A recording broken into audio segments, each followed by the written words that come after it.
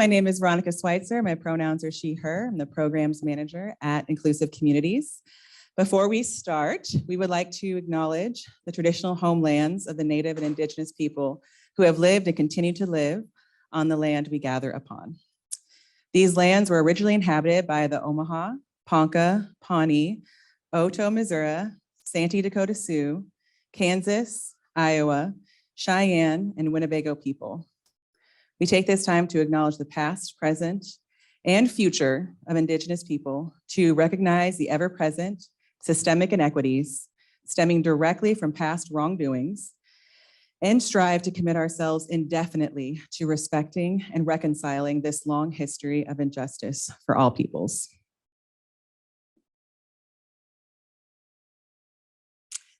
The Omaha Table Talk, which is where you are now, welcome. It was initially recreated in Omaha in 2003 by the Social Justice Advisory Committee of Catholic Charities Omaha. In 2012, Inclusive Communities, that's us, acquired OTT and shifted to larger public discussions over comfort food. I hope this food is comfortable for you. And our partnership today, we have many community partnerships with different organizations. Today, our partnership started last spring, and we partnered with the Nebraska Asian American Leadership Alliance to start the Asian American Pacific Islander, or AAPI, Table Talk series to focus conversations around AAPI topics. As you can see, we're hybrid, so we have some folks on Zoom, some in person. And we'll explain a little bit more of that when we get into the breakout rooms, how that will go. As far as our sponsors for this event, want to thank and acknowledge Lozier Foundation, Cox Communications, and American Family Insurance. Thank you to our sponsors. And of course, since we are hybrid, we want to remind you that the panel conversation and then the share outs at the end will be recorded. When we go into small groups, we don't record that, but as far as the panel and when we all come back together as a group, that does get recorded, and then we put it on our YouTube after the fact. And if you registered in your email link, then you will get emailed that YouTube link also. Also want to acknowledge our IC volunteer facilitators. If you're a volunteer facilitator for a table, please raise your hand if you know it. Thank you, thank you. So when we have small group discussions, these folks are going to help guide our conversation. Also our ASL interpreters, thank you very much, Pam and Summer. We really appreciate you being here. And also to let you know, we have an auto closed caption feature if you're on Zoom, and that is enabled. We have partnered with World Speaks to provide simultaneous Spanish language interpretation. If you do need to use an interpreter while we're in the breakout rooms, those of you on Zoom, then just private message Colin. Colin is right here, and he's in the room. There he is. He will set you up with an interpreter in Spanish in the room. A few tips for anybody in this time together. When speaking, please speak clearly, take pauses, and keep a consistent pace. By following these guidelines, we allow interpreters the opportunity to translate accurate information to the audience.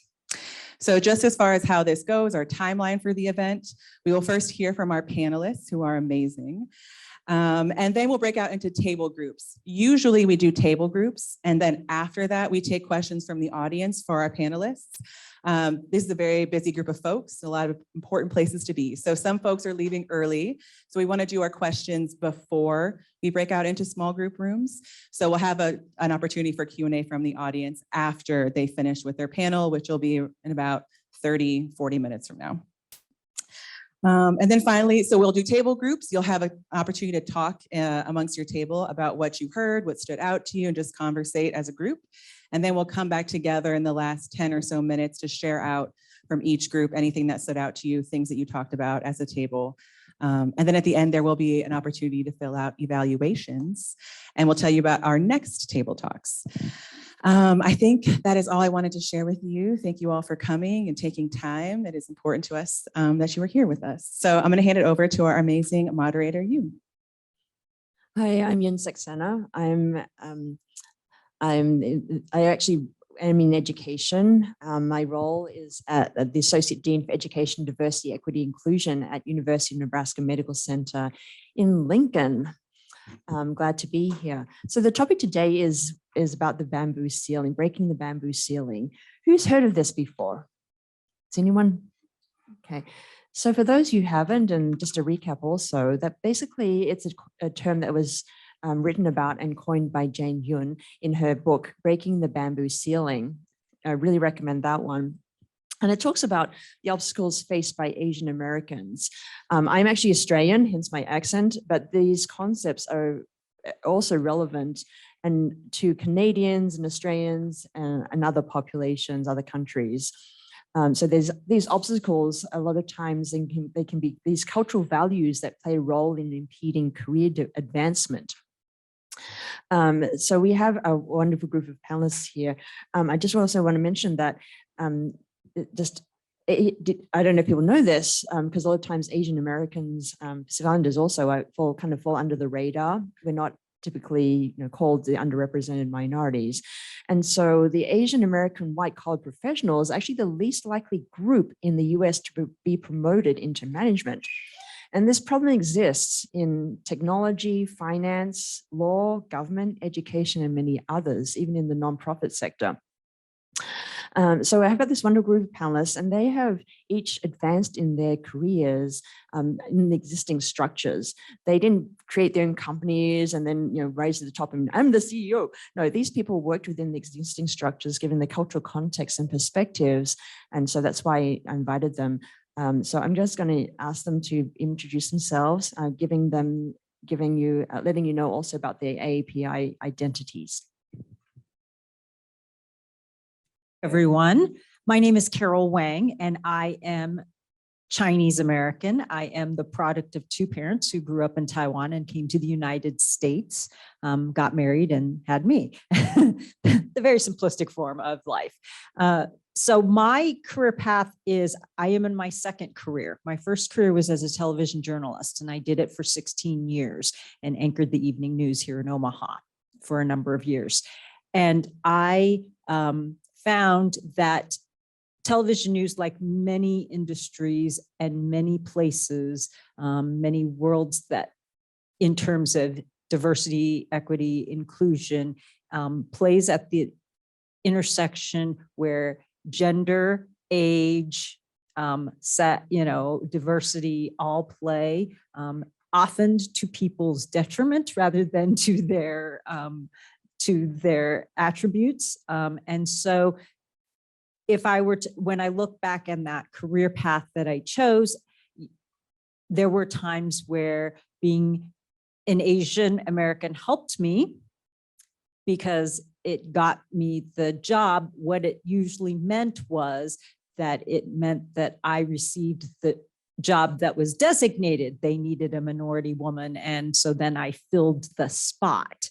So I would be the only woman of color or the only Asian American. And when I was looking at opportunities and I came out of school, for example, in Chicago and New York and Los Angeles, they had a lot of Asian Americans vying for those spots.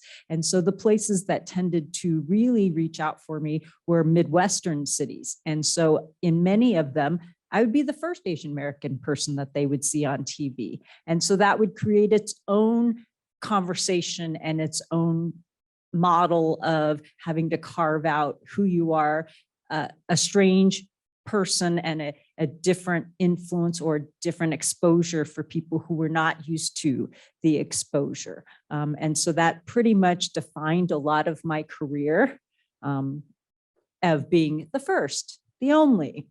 And I worked at some large cities. I was the first Asian American at the NBC station in Dallas, Texas when I arrived. Did I get the job because I was Asian? Partially, absolutely. They needed and had some PR issues with the Asian American community over a series of stories. And I happened to be their response when they were accused of not having anyone and not being diverse enough. And I was their response. So in those cases like that, I was brought in to make a point. And so that's the spectrum of, do you fit in and how do you fit in? And in some ways it was helpful. In some ways it wasn't, because there would be times where a city I would be interested in would call me and say, we really like you, but we need an African-American woman. I need to fill that slot in our station, or our community has much more Latino people than they do. We don't really have a lot of Asians reflective. So I need a Latino person to come in for this job, that job. And it also is the idea of what you look like and what culturally you bring to you if you live in a community that doesn't have a large Asian population to reflect.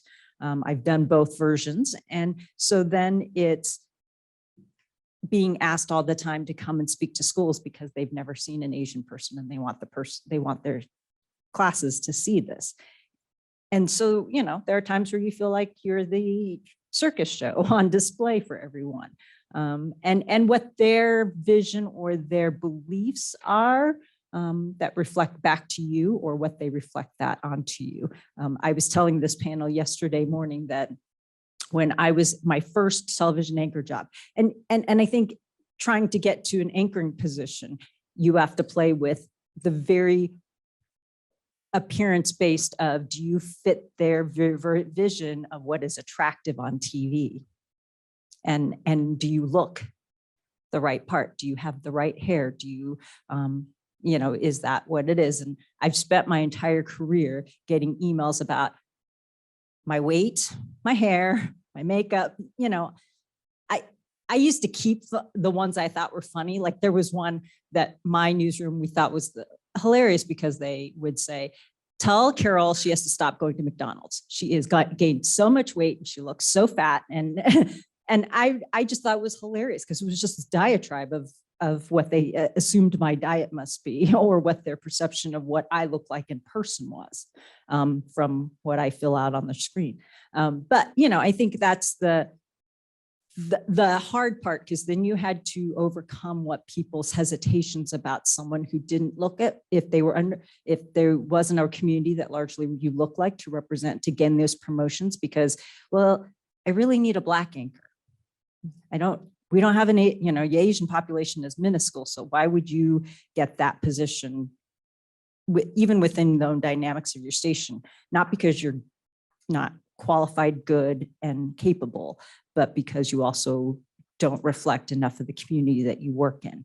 And so that became both the difficulty and the opportunity in some places as you played, but it also meant I moved every 2 years for about 10 years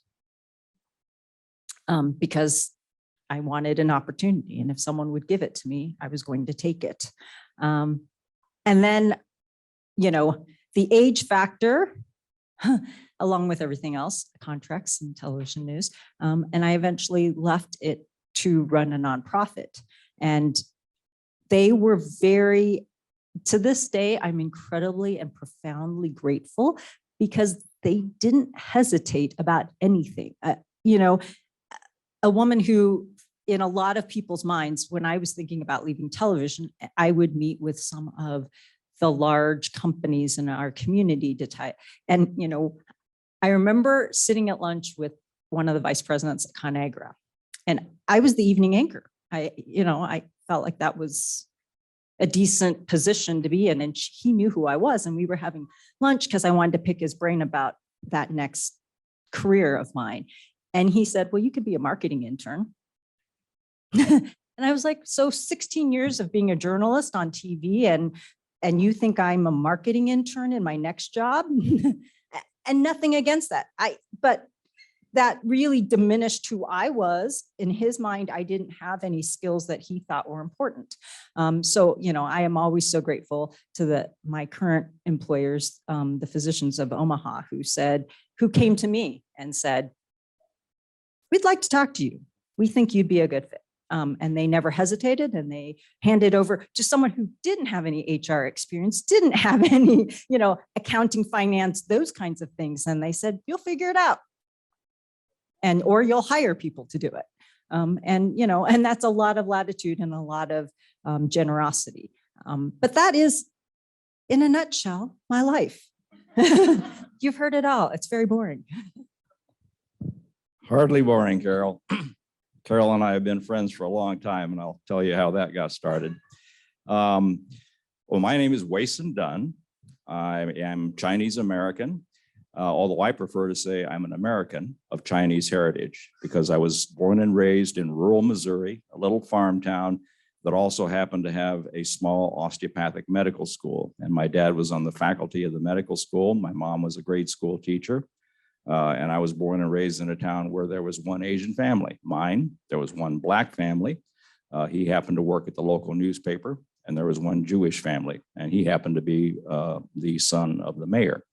So it was not a very diverse community at all. However, fortunately, I never really encountered discrimination in that environment. I think because when you're a minority of one, you're really not a minority. You're just one of the local kids. And because I grew up with everybody there, I was accepted. And I also understand the fact that my father was a professor at the med school probably made a difference. You know, had he owned a laundry or a restaurant, it probably would have been different. But at an early age, my father imbued in me the idea that I was not a minority, even though I clearly was in my hometown. But he said, you're not a minority. There are more people of Asian ethnicity in the world than any other ethnicity. So remember that. You are in the majority. You're an American. Anything you want to do, you can do here. Now, my father's story is he came to America because he was already a college professor in China. And during the Communist Revolution, he opposed Mao Zedong. He wrote letters to the editor calling Mao a fraud. And of course, he picked the losing side. So when the communists prevailed, he literally had to leave or face arrest. My mother also had to leave because they didn't know each other then, but she also left due to the revolution because her family was very prominent in the Nationalist Party, again, picked the losing side. So when the Communist Party prevailed, both my parents ended up in America through very circuitous routes. And they met here and married. And my father chose to settle in rural Missouri. He had job offers at University of Washington in Seattle, Berkeley, UC Berkeley, and this unknown medical college in rural Missouri. And he picked the rural Missouri one because he specifically wanted to settle someplace where there were no Chinese, because he was worried that the Chinese Communist Party would send agents to try to assassinate him if he lived in a community that had a heavy Chinese presence. So everybody always wonders, how did I end up growing up in Kirksville, Missouri? So I was very fortunate. I also pursued unusual career paths. Growing up in Midwestern Missouri, I aspired to do things that most people don't associate with Asians. I grew up watching cops and robbers TV shows and remember the original FBI series. And so my goal in life was to be an FBI agent, which most people don't think of Asians. And I'm sure when you think of the stereotypical FBI agent, you don't think of some Chinese guy. But that's what I aspired to do. And I applied for a military scholarship. That's something else that a lot of Asian men aren't thought of doing. I was successful in getting a military scholarship. So I attended an Ivy League school on a full ride military scholarship and then served 4.5 years active duty as a military intelligence officer.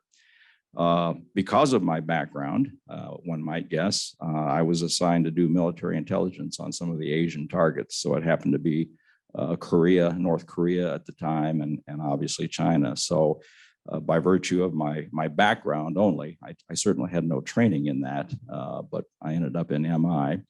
And then from there, I applied to the FBI and was surprised I was accepted because it's very, very difficult to get in.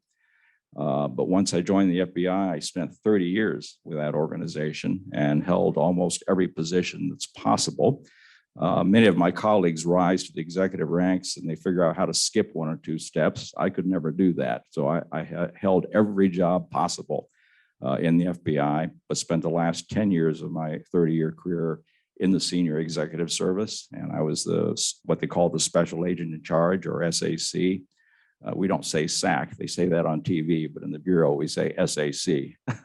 So I was the SAC of the Illinois field office, and then the New Jersey field office, which was one of our top 10. And then I came back to Omaha, which is my adopted home, to end out my career as the agent in charge of the FBI for all of Iowa and Nebraska. So a very non-traditional path. You know, is there a bamboo ceiling in both military and the FBI? Very definitely there is. But I never let that bother me, again, because of the way my father trained me to think you're not a minority. You know, you're an American, you happen to have Chinese heritage, but you can do anything you want to do. So I always had that attitude. Unlike Carol, I was never recruited for any position. Every job I got, I had to apply for, sometimes many times. At the midpoint in my career, when I was trying to first break into executive management, at the first level of executive management, I had to apply 11 times. Most people give up after about 3 or 4. They take that as writing on the wall. But I never said, well, I'm not going to make it. I never thought, well, it's because I'm Chinese. I always just figured, okay, that one didn't work. Let me try something else. Let me try to network somewhere else. Let me try to get known somewhere else. And after 11 times, I was finally accepted into one of the junior executive ranks. And then continuing to network, once people got to know me, then I started moving up really quickly. And in fact, some of the promotions were promotions I did not even ask for. For example, being promoted to the agent in charge of New Jersey, that's normally a very, very senior position. I had not aspired to that because living in New Jersey was never a life's goal of mine. And one day I get a call from the director saying, Weysan, you're at the top of my list for the people that I think are qualified to run the New Jersey field office. And I said, sir, I didn't apply for that. And the director, this is Director Mueller, said, I know that. He said, you're at the top of my list. I really need you there. You're the only person I think that can run that office given the circumstances. And then he said, will you do it? Of course. Now, the answer is always yes when the director says, will you do it? So, but he was very nice about it. He didn't say you're going. He said, will you do it for me? And I said, of course, sir. So that's basically it. People ask me, how did I manage to, I guess, avoid being trapped by the bamboo ceiling? And I tell a lot of people, it doesn't really matter what your ethnicity or gender is. I always tell everybody, for me, that the secret to advancement was always what I call the 4 C's, which is culture, commitment, competence, and command presence. So the culture is you need to identify and learn what the culture of the organization is that you're trying to rise within. And if you don't like that culture and you can't adapt to it and embrace it and live it, then maybe you're in the wrong organization. Fortunately for me, I was able to adapt to, embrace, and live the FBI culture. But it's not for everybody. So culture is the first thing. The commitment is you've got to be dedicated to the job. You've got to be dedicated to trying to advance if that's what you want to do. And you don't have to. There's nothing wrong with staying at a certain level and just being really good at what you do. But you need to be committed to continuing to develop your own professionalism and your skills and to the organization that you've chosen to try to rise in. And of course, none of that works if you're not competent. So, you know, that is something that's beyond your control. If you're not able to do the job, well, you're probably not going to advance. So competence is important, but competence can also be honed and developed. And the last thing is command presence. That's a military term. But what I mean when I say command presence is how you carry and present yourself, how you relate to both your superiors and your subordinates, because you never know when one of your subordinates might become one of your superiors, or one of your peers might become one of your superiors. And that happened to me many times. And many times I ended up supervising somebody that at one time had been above me, but stopped wherever they stopped in their career path, and I ended up in a more senior position. So the command presence, how you carry and present yourself, how you seek opportunities for people to see your talents. Sometimes that means you've got to take on some of the harder jobs or the less pleasant jobs. I ended up moving 11 times in my 30-year career, but each time was a promotion. But again, a lot of people aren't willing to do that. They're saying, no, I don't want to move again. And as a result, they're shutting the door themselves. So I never did that. And I'll just mention Carol. I told Carol I was going to tell this story. Part of the networking is when I was the agent in charge of the FBI here in Omaha, I got to know a lot of people in the legal profession because of what I was doing. You know, I got to know judges, prosecutors, defense attorneys, and I made it a point to get to know them because it was useful in my position. And it so happened that that time, he's passed away now, but there was a very prominent attorney in Omaha named James Martin Davis. He was kind of Omaha's version of the defense attorney for both the stars as well as the slugs. You know, if you were really, really guilty or you were really, really wealthy, you went for James Martin Davis because he was one of the best defense attorneys. And he invited me to a garden party one day. He invited Carol too, unbeknownst to me. And when I get there, he says, "There's somebody I want you to meet." There's Carol Wang. She's a local anchor here.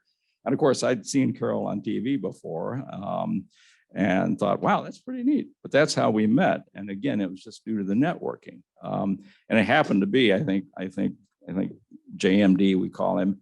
I think he realized that because I was Asian and Carol was Asian, he probably figured we would hit it off, which we did. I think we are the only two Asians he knew. Yeah, probably. We were definitely the only two at that party. It was a who's who of Omaha. It was a garden party at JMD's house. But anyway, so that's my life. I retired from the FBI 11 years ago. And then the governor at that time, Governor Heinemann, appointed me as a commissioner of the Nebraska Crime Commission. And then Governor Ricketts reappointed me. So I'm currently on my second term as a commissioner of the Crime Commission. And then I spend the rest of my time volunteering and serving on some nonprofit boards. So that is my life, Phil. Well, thank you, Weysan. You should come and teach for us at UNO. Welcome, everyone. This is my campus. I graduated from UNO here as the first PhD grad of University of Nebraska, Omaha, in 1997. Came here 30 years ago. And UNO gave me a chance to be admitted as a first cohort PhD student. 12 of us admitted to the program. And I had traveled a long way to come to the United States and to come to Omaha. So I considered this as my adopted home. And after 26 years since I graduated, I've traveled the world. Took a job immediately after UNO at University of Texas, San Antonio. And then after that, I worked for the last 20 years at Northeastern University in Boston. And about 115 days ago, I returned, drove back to Omaha, just like the way I drove off to San Antonio 26 years ago. So a little bit history about how I got here.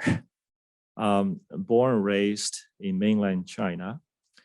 My parents were both medical doctors before the retirement. So Weysan talk about Cultural Revolution that resulted in his parents leaving mainland China. I was born when the Cultural Revolution started. My parents were trained in Beijing, but they were sent down to the countryside to do rural medicine.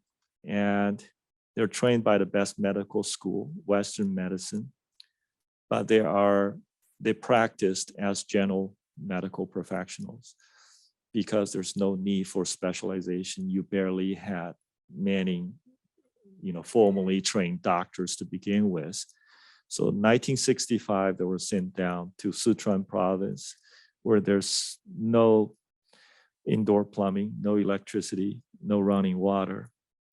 And coming from the major city to the hinterland of China, they missed the life of big city. They grew up in Shanghai and went to medical school in Beijing. They gave me the name. I was born in 1967. They gave me the name that my given name essentially sounds like neon lights. That's the city life they missed. And they couldn't see anywhere, of course, in Sichuan province, any neon lights, but by calling their son with my given name. It's their nostalgic way of thinking about the city life they left behind.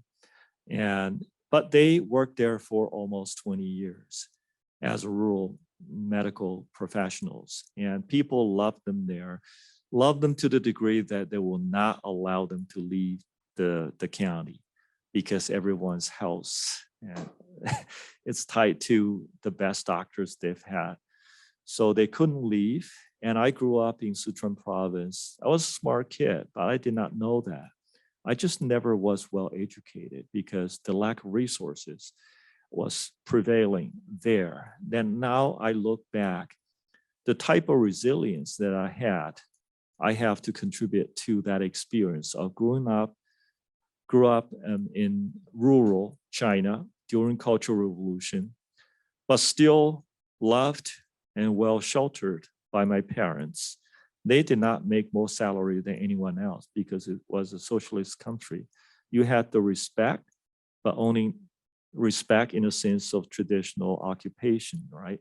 Teachers, faculty, and medical doctors, but not in a financial way. So not until later, when my parents left Sichuan province, went to the East Coast, Southeast Coast, where my mother's family lived, to take care of elderly grandparents, that I was able to leave Sichuan province and caught up with my education to be competitive enough to enroll in law school to be a lawyer. I was a disappointment of the family. To be honest with you, with 8 doctors in the family, my generation, I was one of the older among my cousins, and I chose law instead of medicine. So I started that trend, and my cousins, only one turned out to be a surgeon. So there's no more doctors in the family.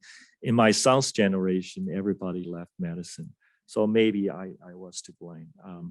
So as a lawyer, I graduated from law school, but I had to leave China in 1989 after Chinese government's crackdown on student movement. I was a law faculty teaching constitutional law. I was asked to write something in defense of the government action, and I refused. And I had to leave the country quick, and I applied for law school anywhere in the world, Hong Kong, Australia, Canada, United States. I jumped on the first offer that was from Monash University in Australia. That's why you and I had that connection of me being a temporary Australian Aussie for 2 years. She was born and raised, well, born in England, but raised in Australia. So that was my experience leaving China, underprepared. As a student, I did not succeed in law school. I had to drop out of law school because you work full time as a janitor, later as a cabinet maker. I made pasta also, not in the kitchen, but in the factory. But I learned everything in Australia. That experience of 1.5 years living in Australia, less than 2 months, sleep on a mattress. The other times was sleeping on the floor. And as trained as a lawyer, going to a different country, not a country of your own, you don't feel any belonging, and you don't expect to be respected. You have a profession no one understands. You come from a legal system that nobody understands. So I had no employable skill. But that experience was every bit of the foundation of how I did in the United States. I just need that spark of opportunity. And I found that at UNO and this community that adopted me and gave me the chance to shine. And I try to work so hard to make sure I don't fail again. So that's my story. I graduate first in the class, first of that first cohort. So my diploma in my office is the first standalone UNO PhD in the history of UNO since 1908. Thank you. I know my advantages, but I also know my disadvantages. When I jump on the job market, if you talk about hiring an Asian American who's not born in this country, and you, with a PhD, you want to teach people about American criminal justice system, how do you know? Is 4 years enough time for you to know everything to teach us? So all those obstacles I have to go through and become someone who is a credible professor. And in my class, I have FBI agent, I have law enforcement on duty officers. I have the age range from 18 to 70. in my class, both at UNO as well as at UT San Antonio, first generation immigrants included. So I have to make that as my goal, to be a credible, respected professor, to have something to profess, so to speak. And that took a long way. But I have also, because of my family lineage and family teaching, that service to the others is a goal in mind. It's my mission for my life. So I have volunteered without any thoughts about going into administration, volunteered to serve on committees, to lead, to get things done, to make a difference, especially where I thought the difference need to be made. So if you talk about that bamboo ceiling about advancing career, including administrative career, I can be honest with you that I wasn't thinking that much. But do you see, although I did not think that much, but it was a reality. People have not seen a role model. They have not seen an Asian serving as department chair, dean, provost, or president for the longest time. This is still a real reality now. Talking about in the United States, about 80,000 tenure track professors, Asian. That's 12% of total professor population, but only less than 2% are in a senior leadership positions as deans, vice provosts, provosts, presidents. So that's hugely disproportionate. So we are regarded as good faculty, excellent researcher, but we are not leadership quality. You don't carry with yourself that assertiveness needed to be a leader based on what people see as leadership style. But I can easily refute that because you have leaders living in East Asia, living Asian, they successfully led their country, their university.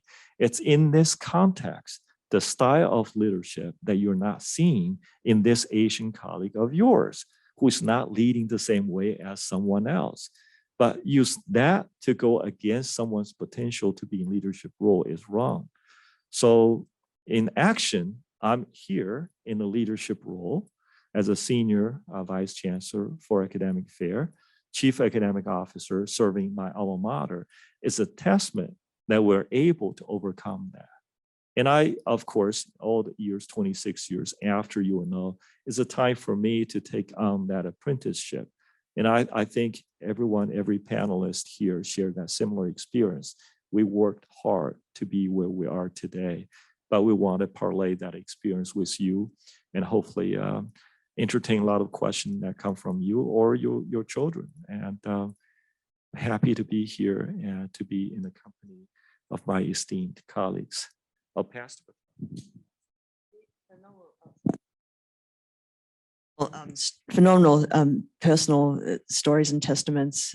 These people have worked really hard. Some of the cultural values that I don't know if people are familiar with, and a lot of common to many Asian cultures, regardless of whether they're first generation, second generation, are things like collectivism, that we trying to maintain harmony and placing others' needs ahead of ourselves, that we have a deference to authority figures, respecting for their elders and ancestors. And there's this avoiding of family shame. And then central to many of us is the importance of family. So I grew up in Australia and I was bullied, teased. I didn't want to be Asian, right? So I really say, I'm Australian. Oh yeah, by the way, I'm genetically Chinese. But then at the same time, I didn't understand that all these Asian values were infused in me because of the nature of my upbringing with my family. And so, in some of these things that have been barriers to me, and I'll ask these panelists as well how they've broken through the ceiling, is that when we talk about research in academia, a lot of times I think, great, we're going to do a paper together, do group research, this is fantastic, your collective minds, more powerful. And never once did I bat to be first author, because there was always someone older or more experienced, and I never really wasn't assertive enough, because there are other ones, where even when I was in the leadership of something, then I'll just say, oh, no, it's okay, because of the greater good. And when I mentored students, I say, no, you're first author, you're doing the work, this is your thing. Whereas other people would say, oh, you should have been the first author because that's how you get promoted. All right. So there's some barriers because of just my upbringing that have like, okay, I'm not a full professor. but I'm happy with the mentoring that I've done for others. And they've identified the lack of role models. And then when I had recently asked, oh, are there any dental deans that look like me? And the response I got from other deans and people in leadership was, oh, never thought about it. And it's like, oh, no, there aren't. Right. There's an interim one. And so, we yesterday with the panelists, we were talking about that sometimes you can't be something unless you see it. And then we're not the first people to think about when in leadership, a lot of times there's people will recommend people that they like or that are like them. And they say, oh yeah, that's a good fit. And so there's some of the barriers that are able to be overcome. So I'm going to ask the panelists, to share what some of these barriers, maybe one thing each, what is a barrier that you can highlight that you've overcome, and any tips for the audience, whether things that AAPI people can do, but also people who are not AAPI identity. I think one of the things I always tell people is either volunteer or get involved in a space that's different from the place you work, that is different from the place that you want or the industry you want to build your career.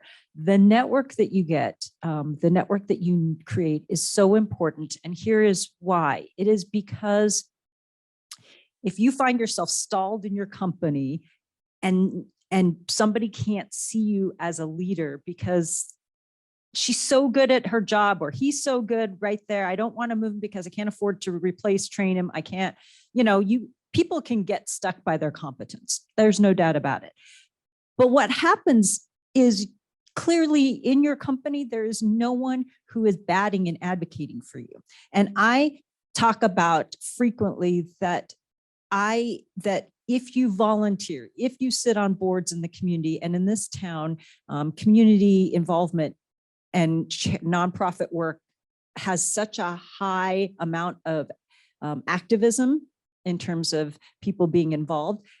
And the room that you get to be in some of those activities, you chair a fundraiser for a charity, and an opportunity that doesn't come in your job description, doesn't come in that, but you chair. And I did this, I remember one of my first years is I chaired a fundraiser for a large charity when I first got here, and the honorary chair was the mayor. And the mayor played golf with my general manager and said, hey, I really enjoyed working with Carol. She was really on top of it. She knew. So think about what that does for your career and your elevation in in the management's mind, because what they don't attribute to you for skill set, someone who they very much respect, play golf with, because as you know, a lot of things happen on the golf course, a lot of deals happen. But to have someone who is their peer recognize your abilities suddenly puts you in a very different light. And I say that because it has helped me time and time again, even if I didn't always recognize it. The fact that, oh, I see Carol on this board because she's doing this, and my staff loves her because she's helped us coordinate this, or we've had to interact with her on this. And I really try to do the same thing. There's a guy who is stationed at Offutt, and so I saw the commander at another board meeting, and I said, oh, I just met so-and-so, and I really enjoyed meeting him. He seems really like a really good guy. And he was like, oh, really? I'm going to see him later today. I'll tell him that I met you. Again, it's that I can't necessarily crack that he can't necessarily crack that CEO code, but I hopefully have laid some groundwork where that the CEO is actually going to look at him, and it may change, and for him, a little bit of the perception. And so for me, that I think has been a really important experience that I think you can't necessarily get if you get stuck internally. It's who's the outside, work your way outside. Just a couple more thoughts. I know we have to allow time for questions, but several of my fellow panelists here have talked about the importance of developing mentors, and I want to re-emphasize that because I think that's critical. That's what helped me in my career in terms of getting recognized, because there is that perception that Asians aren't necessarily good leaders, but because I made it a point to try to seek those jobs and volunteer for those positions in the FBI, where I knew I was working for some of the other up and comers, and I hope to be one of them. Once they knew what I was capable of when they advanced to more senior positions. Than, when they needed somebody for a job, they would think of me. So that's critical. And it's funny, you had mentioned the harmony and how most Asians culturally are taught to seek harmony and not make waves. Even though my father encouraged me to be a leader, I also got a healthy dose of the harmony and, try to cooperate. And it's interesting because in the FBI, I was able to parlay both with one story I'll share with you from actually my days in Nebraska when I was a young agent. And this is my third time here. Like I said, it's my adopted home. But the FBI sent me here as a young agent. And I was assigned to work domestic terrorism back in the 80s. And to make a long story short, I was down in rural Nebraska. And, again, they treated me like anybody else because people always ask me, how could they send some Asian guy out to rural Nebraska going after a domestic terrorist, which at that time was like the Aryan nations and groups like that, the white supremacists. And I said, well, I was the agent that was assigned that. I don't know. They just sent me there. My bosses didn't think about it. I didn't think about it. But I was doing a surveillance one day in a rural county, which was probably not a wise thing to do because I stood out and my car stood out, and the sheriff ends up pulling me over. And we ended up being friends, but it was funny. He basically wanted to know what I was doing, and I wouldn't tell him, and he threatened to arrest me, and I threatened to arrest him. And we did not get off to a good start. But so that was the leadership part coming down. I knew, don't back down. But then the harmony part kicked in. So I called him up the next week and said, hey, look, we got off to a bad start. I would like to come down and try to earn your respect because I'd like to work with you. And he thought about it. And he says, yeah, come on down. I'll listen to you. That was about it. We ended up being good friends, and he ended up helping me make a big case, which to this day remains a notable case in Nebraska's history. It was one where there was a cult in rural Nebraska that ended up killing 2 people. And the perpetrators I arrested them. One of them died on death row, and the other one, he was not executed, but he died of old age on death row. And the other one served, I think, 20 years and was let out. So again, the harmony part can be beneficial as long as you know when to try to apply that. Thank you. My story is not as nearly interesting and exciting as yours, but I can share with you the barriers. Let me speak more from a higher ed perspective. As a faculty, sometimes students say, I determine I cannot understand what Phil he is saying. I cannot possibly understand his English. That was some of the challenge I've had. I thought I can be understood, but for some reason, they say I've met a lot of Asians. I couldn't understand most of them. Therefore, this professor standing in front of me cannot be understood. But once you know them a little better, they get to know you. And all of a sudden, that language barrier wasn't there anymore. So I'm saying that something I intentionally made a difference by working with students outside the classroom and make sure they see me as someone normal, understand their culture, could laugh at their jokes, but that's a long process. Also, Weysan mentioned something about 11 times applying for a job and got once. That there is actually a stats in our field as a higher ed administrator. If you want to move up the ladder from dean to provost, from provost to president, the normal rate, according to the search consulting firms, about 6 times you get one chance. 6 times being a finalist. That meaning starting from a pool of 100, 200 applicant, you make to the first round, which is airport interview. That's about a dozen. Airport interview, if you succeeded, and then you will become 4 or 5 finalists, right? 6 times when you are made as part of finalists, you may land one position. That's a general rule for this level of promotion. For Asian Americans, that's 1 out of 10 chance. And I got extremely lucky. This is UNO job was my 3rd try. So how did I do that?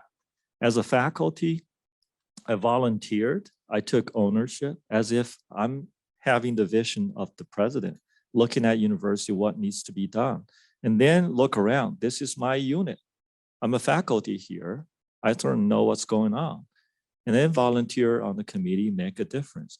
So your identity as Asian American is less important than the result, than ownership you took, the result that you demonstrated, you delivered. So ever since they say, you know, if Phil chairs something, things get done. And I did not do anything until the dean approached me, asked me to serve as associate dean. And half year into that, the provost came to ask me to serve as the social vice provost for graduate education for the university. So all the work I've done without intention to be in administration, but if you done it for the right reason, you deliver result, your talent will be discovered. So I still have that faith in America. And in a place where your talent, your willingness to serve, your ability to deliver is appreciated. I took the same mentality. Taking this job is my vote of confidence. As alum, I'm not gonna here to disgrace my diploma on the wall as the first PhD grad. I wanted UNO to be the best institution in the state of Nebraska, be the first choice. I don't care, there's Creighton, there's UNL, there's other sister schools. I want this to be the first choice. And that's my goal coming here. It's ambitious, but I needed help from my faculty, staff, and student, and all the communities. And we have our chancellor, by any chance. She's Chinese and from Hong Kong. So this is unheard of anywhere in the United States, with chief academic officer and chancellor both being Asian. But we're gonna show the world we can deliver. It can be done. Like, wow, it's amazing that we have evidence right here. Yeah, I also just want to add that a lot of times we have to adopt and adapt to the environment that we're in. But at the same time, we want to be our authentic selves, right? And we value our backgrounds and we reject whether you're Asian or not. And then something for me was that, you know, I was the most introverted kid, seriously. I didn't speak up, you know, I let other people speak first. And then over time, I learned to be more assertive and then also looking out for me because I realized people were looking out for me. So there's a term, you can look this up, graceful self-promotion. It's okay to speak up and it's okay to do that promotion gracefully so that other people will see you. Another thing is that, you know, thinking about spaces outside of work, because if you haven't been speaking up all your life and all of a sudden you want to try it, maybe you don't feel comfortable doing it at work, right? So think about volunteer roles and in some spaces that are safe, where it's not going to jeopardize your salary and your job and your livelihood. There are many opportunities and people will listen to you too. Yeah, should we turn over to questions? I don't know what time we have or yeah, they have to leave. You have to leave, yes. Okay, so 5 minutes. Okay, we want everyone to be safe. Well, before they leave and duck out, let's give a big round of applause to our panel. And if you're comfortable with like one audience question, or if you need to leave, also want everyone to be safe. Yes, comfortable? Okay, are there any questions from the audience?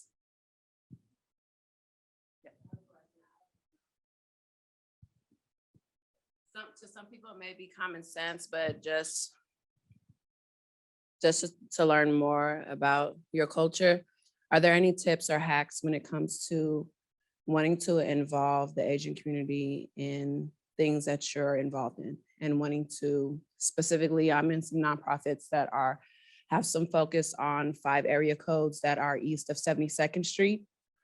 And I've noticed for me that a lot of language is best given through resources. But are there any specific hacks or something to keep in mind when it comes to bringing along people from different of your community that would make them feel comfortable, or maybe even certain turn-offs or things that need to be held into respect when trying to bring everybody together?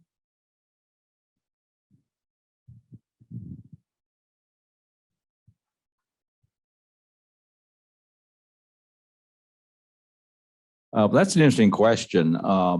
You know, I mentioned that I'm a community volunteer leader for the Red Cross, which is 90% volunteers. So we face that same challenge.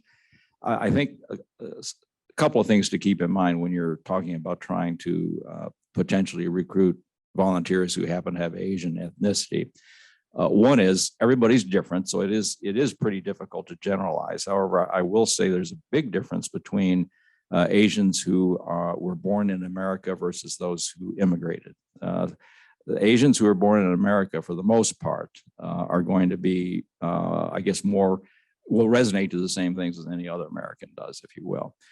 The other thing is, interestingly, just culturally, volunteering was not a big thing in traditional China. I don't know what it is like now, but volunteering is not the thing it was that it is in America. I mean, in America, that's kind of an ideal. Everybody talks about that. So I think if you're trying to appeal, here's a generality, even though, like I said, generalities are really difficult to apply. But if you can explain to somebody the importance of what it is you're asking them to do and how it will make an impact on the community, most people will respond to that regardless of culture. But I think the idea of doing something that overall helps the community, and in particular potentially can help the Asian community, would be something I would try to emphasize. Well, I would add to that, Asian community is very, very diverse. And sometimes now in a university setting, UNO being this urban mission institution with a goal, with our mission to be the premier urban metropolitan university in the country that focuses on student access and student success, as well as being a community engaged institution and research institution. So we're touching on everything that the university wants to be and what the community want the university to be from its founding in 1908. So I see this campus, this university, what we have to offer, to be that anchoring point for the community. I certainly wanted, this is my 115th day on campus, I wanted to reach out to work with community beyond just Asian American communities, all communities, and east and west of 72nd Street. So teach me and educate me, involve me, call me. I want to be involved. You have my commitment. Yeah, thank you. So the pieces that really stuck out to us was that, first of all, there was a ton of really great advice on the panel today in terms of just furthering your own career, how you get connected. But some pieces that we discussed were that each presenter really focused on not letting their identity hold them back and had pretty clear advice on how to continue going, even when you're faced with disappointment, and how to just keep on pushing through. Also, a lot of it really revolved around building relationships and using that as your core to success, which was great. Focusing on social capitalism, mentorship, involving yourself in nonprofits so that you can shine in different ways throughout the community. And then we also talked about, I can't remember what the question was, but we are very clearly shifting questions based on my notes. Yes, we spoke about, how this affected how we see AAPI individuals in leadership positions.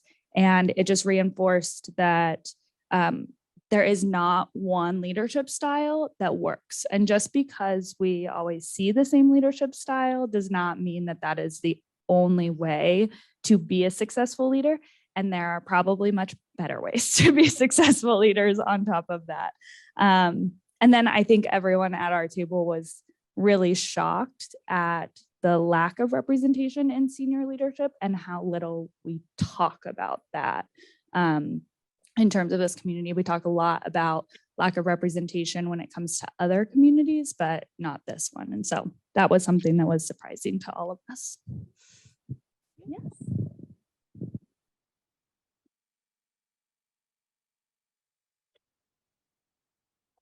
So at our table, one of the big things we talked about is the same as that table is just how little of a percentage is actually like breaking through, the bamboo ceiling and are able to. because they are stopped by, being categorized as so good for this, but not great enough for that. So I think that was really important. We also talked about how like it doesn't matter what platform you have, like you can keep the discussions going, and no matter what role you have, what career you have, who you know. And yeah, we also talked about how just being more informed is getting more knowledge, and we just need to talk about it more. So that was pretty much what we talked about.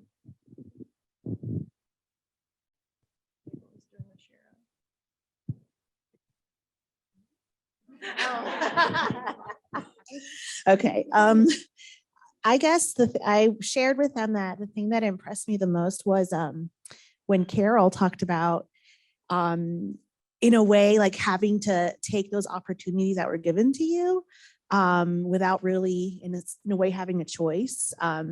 And I talked about how as women, we're not really accustomed to negotiating for ourselves. It's not something that's natural. And then add that, like being a woman of color, that's like another element to not negotiating for yourself. And then we also talked about imposter syndrome, how that is something prevalent because you have all these skills that you want to share with people, but then you're told that you're not good enough or you're not qualified to share those things about yourself.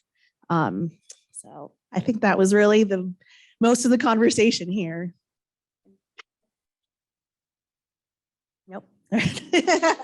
Thank you. Thank you to everybody in the room and online.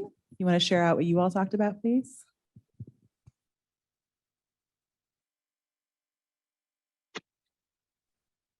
Hi there, this is Andrew. I was in Sherry's group, and in terms of like a summary of what we discussed, we talked about the importance of transparency and honesty, when it comes to ensuring that, we're aware and open regarding AAPI leadership. But then we also talked about the fact that like leadership within AAPI communities may not necessarily be something that is incredibly visible, because it can also be happening within smaller communities. It could be happening in neighborhoods, or it can be happening in schools. It can be happening in spaces that, we are just not a part of, and that's currently existing. But at the same time, kind of was mentioned during the panel discussion, the importance of mentorship, when it comes to ensuring that folks really feel welcome and affirmed in spaces, and really trying to work towards having people, not always be like the only person or the first person in these positions. And also having those support systems is also really key to ensuring that people stay in those positions too. Thank you very much to our online folks. Well, thank you all for coming. We are just at the top of the hour, so we want to be respectful of everybody's time and our panelists' time. So can we give one more round of applause to our amazing panelists? They're over there at that table. Thank you. Thank you for taking the time to be here and for continuing this conversation after we leave this space.